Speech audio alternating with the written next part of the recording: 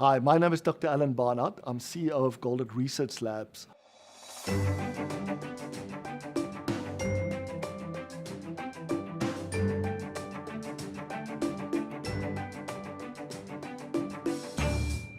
My labs focus on the analysis of why good people make and often repeat bad decisions. And we develop a series of apps to help people make better, faster decisions when it really matters. We have 3 apps: the Harmony Decision Maker app, the Harmony Change Maker app, and the Harmony Change Simulator app. As part of our new insights is that our bottleneck for all of us, doesn't matter who you are, is our limited attention. It's scarcer than time. If you think about attention as the amount of time that you have, undistracted time, to make progress on the goals that are important to you, that's our bottleneck. So we should really be checking that we don't waste that scarce resource by paying attention to people or things that are not helpful.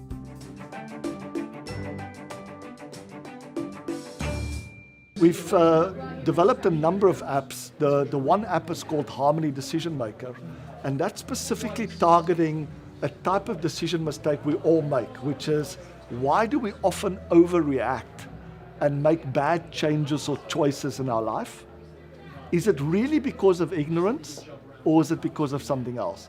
And then secondly, why do we often procrastinate, underreact, and not make good choices or changes? So what this Harmony Decision Maker app does, it provides a very simple way of allowing somebody to discover what those limiting assumptions or beliefs are without having to spend 5 years with a psychologist.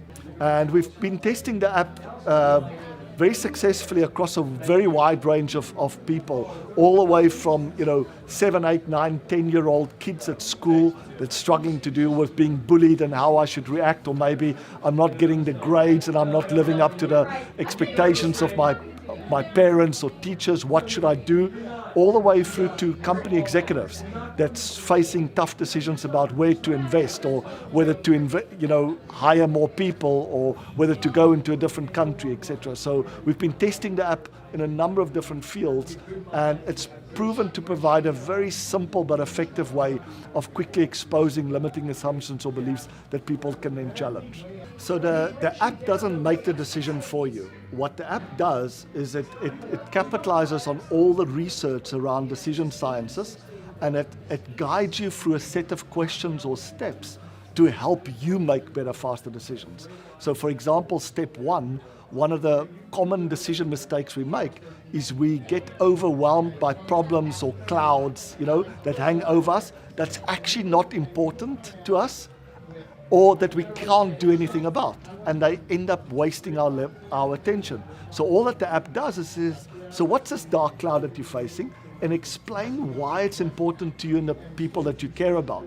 And once you've answered those questions, then our virtual advisor, Harmony, she asks you, so pay attention to what you've just written. Is this really important enough for you to invest some of your limited attention on?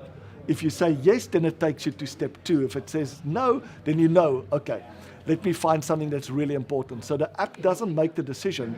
It actually provides you with a process of how you can systematically make better, faster decisions when it really matters in any aspect of your life. What we've done is we've released the app in a beta version. We've got about 10,000 users around the world now, ranging all the way from kids to adults, executives, etc. And what we now are ready to do is to launch the app in a very large scale, because one of the areas that the app allows us to do is that it allows us to help each other, to learn from each other. So we know on social media, everybody puts forward their best life, right? But that's not our real life. It doesn't matter who you are, whether you're wealthy or popular or not, we all have real problems. And what the app allows us to do is to start sharing, either privately or publicly, anonymously or with your full name, the type of problems that you're facing and how did you think through it, and what was the assumptions or beliefs that you ended up challenging. And what was the progress? What was the result of that breakthrough that you've made? So you should be able to go onto the app and say, I keep spending too much or not saving enough, or my relationships keeps breaking down, or my business keeps failing. And you can literally do a search on our platform, find other people that have had similar issues and have been able to learn from them. Something that we've discovered through field testing the app is that when you ask people, the goals that are important to you, what's really limiting you from achieving more of those goals? Is it lack of wisdom or lack of courage? And to our surprise, almost everybody says lack of courage. And what we've realized is that we confuse lack of courage with the inability to deal with ambivalence. Ambivalence is that terrible emotion that you go through when you see both the plus or the positive of doing something, but also the negative of doing it. And we get stuck. We don't know how to resolve that ambivalence. And what we've seen is if you give people an app that will help them to resolve that ambivalence, suddenly they get the courage to make those changes or choices that's really good for them or for their organization. So where we are at the moment, we've created 3 different apps. And each of these apps have been designed to help humans prevent a common decision mistake. So another app that we've created is kind of creating a digital twin of a business environment. So it could be a specific business like a retail store, or it could be a complete supply chain. So if you think about in a retail store, how do we know that there's been bad decisions made upstream? Is that we see shortages of surpluses of a specific product, right? We walk into the store, we want to buy a large shirt and they run out. Why is that? Could that mistake have been prevented upstream? Or they discount something or they send something back. Could that have been prevented? So the other apps that we've developed is kind of like a digital twin where you can test different rules of what if we decided to keep this amount of inventory in this location?